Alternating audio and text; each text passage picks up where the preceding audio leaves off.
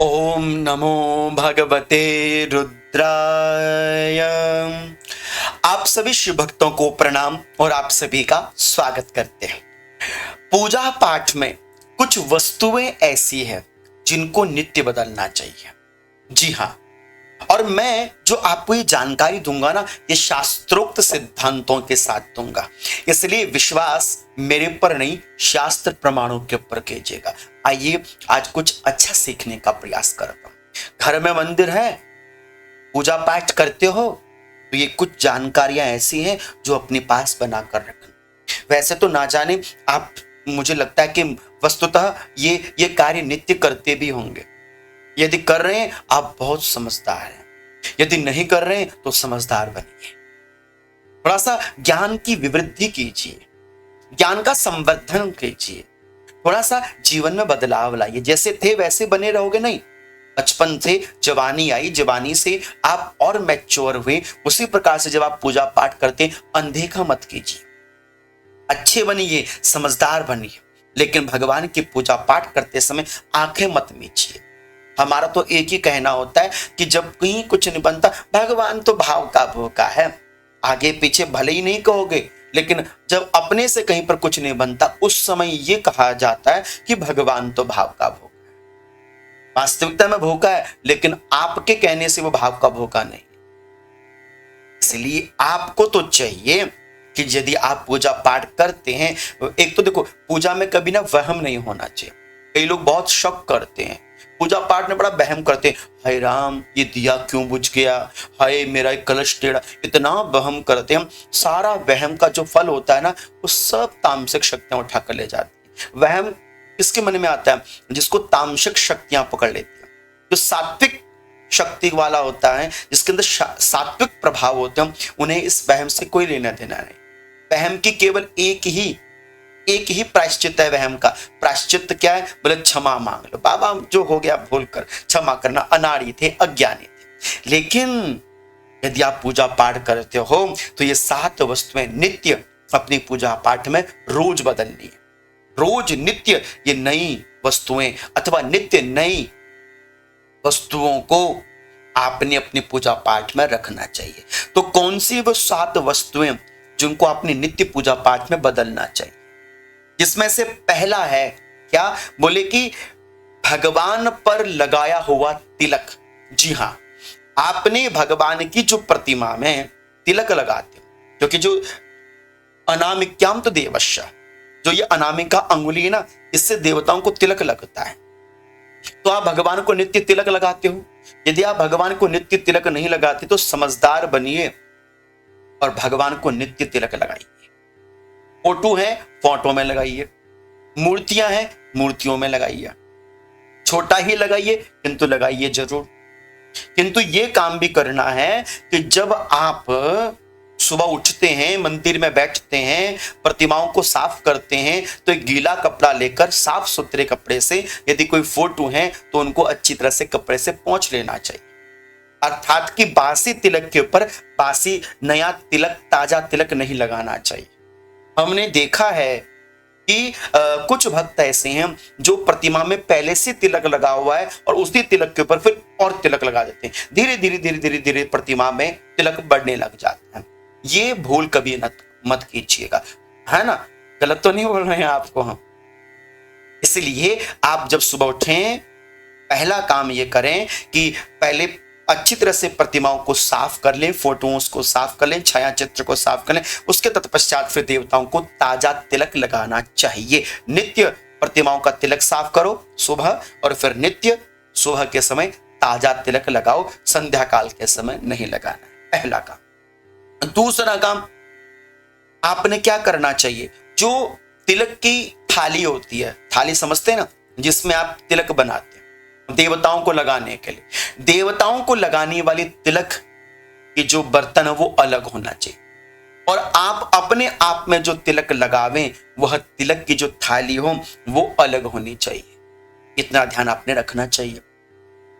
और ये याद रखिए कि अपना जूठा तिलक देवताओं को नहीं लगाना, और देवताओं की जो तिलक है वो देवताओं के लिए प्रयोग में लेकर आना, वो अपने निजी प्रयोग में नहीं लाना है। ये बात को ध्यान में रखिएगा। किंतु जो तिलक आप बना बनाते हैं डेली, उसको रोज धोना चाहिए। अब होता क्या है, कई कई इतने कंजूस होते हैं, उनकी इतनी वित्त साठ्यता होती है कि ना वो जो कल का तिलक होता है ना, उसमें पानी डाल के उसको फिर से घोलकर, पुनः से घोलकर फिर लगाने का प्रयास करते हैं। नहीं नहीं नहीं, ये छोटा मन का काम मत करो, नित्य तिलक बदलना चाहिए। इसलिए तिलक उतनी ही क्वांटिटी में डालो कि आपको सुबह धोने में कोई कष्ट ना हो। इसलिए मात्रा में तिलक बनाइए और नित्य तिलक की थाली को धो और नित्य ताजा तिलक अपने लिए और देवताओं के लिए। बासी तिलक ना खुद को लगाओ ना देवता को लगाओ। बासी तिलक ना स्वयं में लगने दो ना देवताओं को लगने दो। ये दूसरा काम। तीसरा, भगवान के देव मंदिर में जो जल का लोटा होता है, वो जल का लोटा नित्य बदलो। नित्य जल का लोटे में नया ताजा जल भरो। रात भर जल को रहने दो, सुबह होने पर उस जल का छिड़काव घर में करो। उसके उपरांत उस जल को आप किसी वृक्ष की जड़ में डाल दो। हाँ, जहां पर ताजा जल नहीं आता है, रोज नहीं आता होगा ना, तो क्या करें, तो भक्त गंगा जल मिलाकर भगवान के मंदिर में रख देवे, उसमें तुलसी का एक पत्ता डाल देवे। आपके मंदिर में जो जल है, जल का पात्र देवताओं के दाहिने हाथ में होना चाहिए और नित्य वह जल बदलना चाहिए आपको। ये तीसरा कार्य। चौथा कार्य, देवताओं के वस्त्र। यदि आपके पास देवताओं के वस्त्र हैं, गणेश जी के, माता दुर्गा जी के, भगवान शिव के, शालिग्राम भगवान के, लड्डू गोपाल जी के, तो उनके वस्त्रों को नित्य बदलो। ऐसा नहीं होना चाहिए कि आप 4-4 दिन तक वही पुराने वस्त्र लगाने पर अपने लिए रोज नए वस्त्र पहनते हो।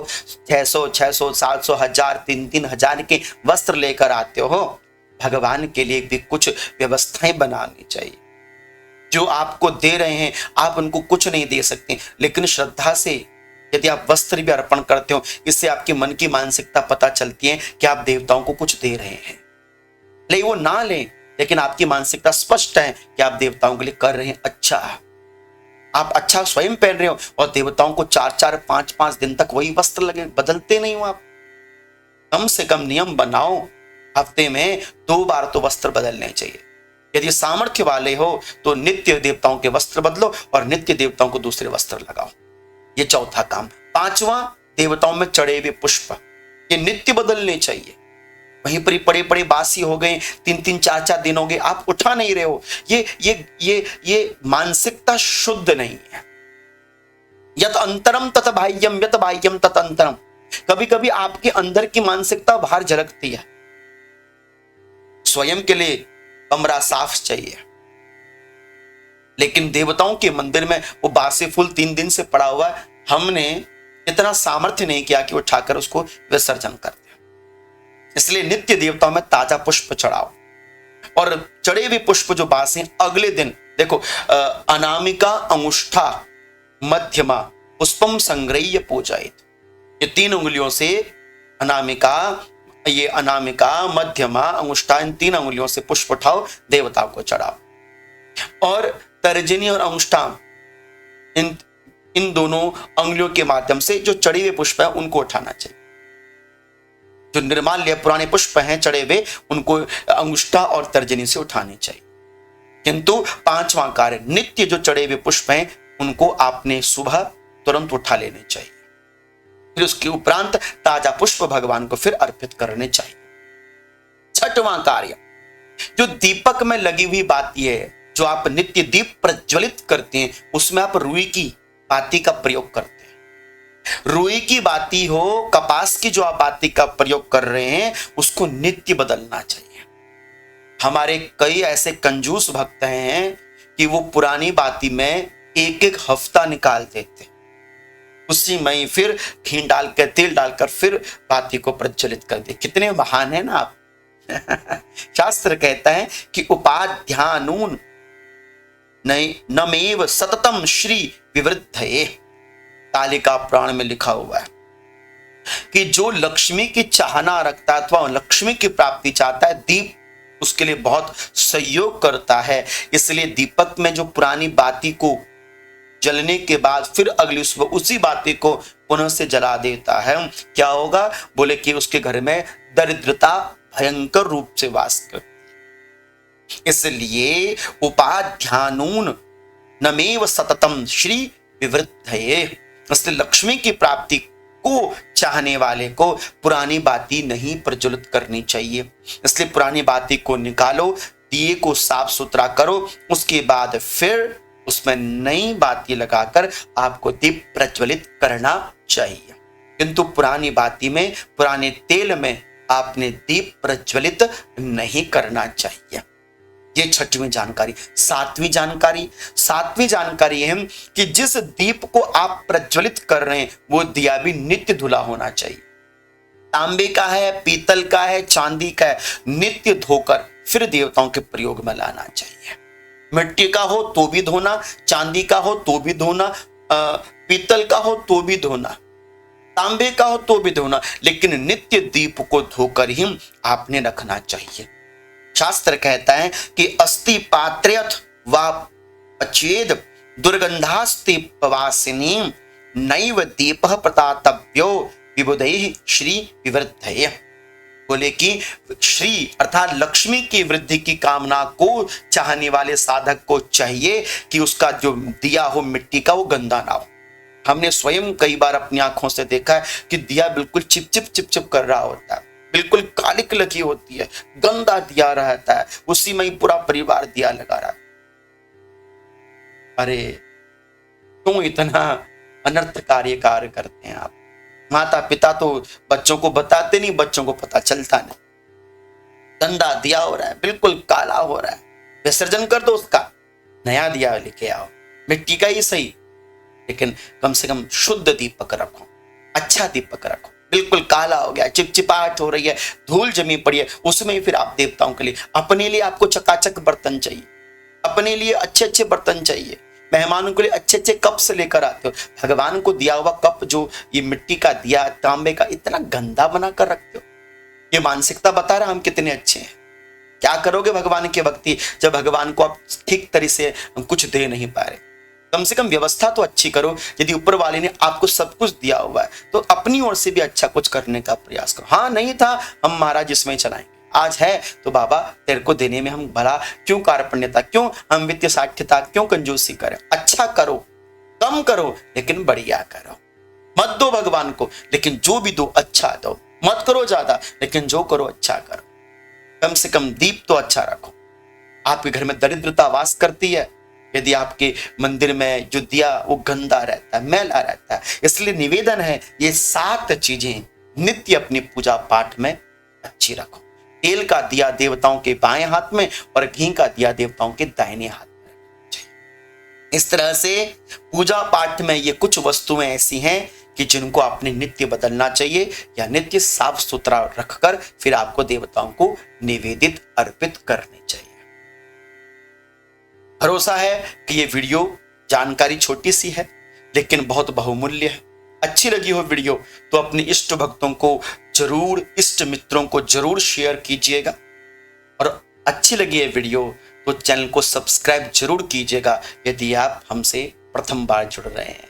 तब तक कहते रहिएगा मैं शिव का हूं, शिव मेरे हैं, जपते रहिएगा ओम नमो भगवते रुद्राय, ओम नमो भगवते रुद्राय।